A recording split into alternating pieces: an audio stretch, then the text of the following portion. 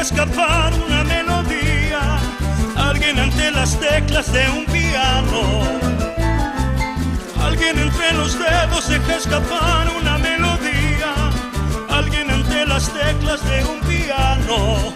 Otro declama una obra en francés. Afuera las hojas caen y es otoño en París. Afuera las hojas caen y es otoño en París. Na, na, na, na, na, na, na, na.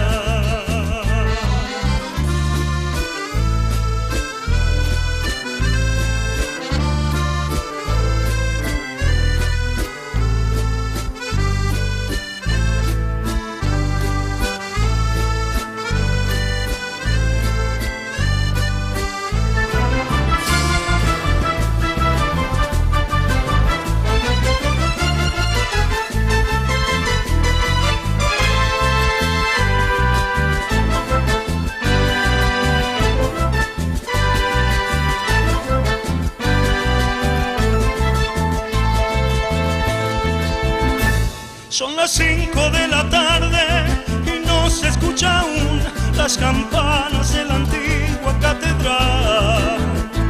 Son las 5 de la tarde y no se escucha aún las campanas de la antigua catedral. Ni palomas vuelan, ni la lluvia escampa, ni el frío avanza en este otoño gris. Afuera las hojas caen y es otoño en París. Afuera las hojas caen y es otoño en París. Ni palomas vuelan,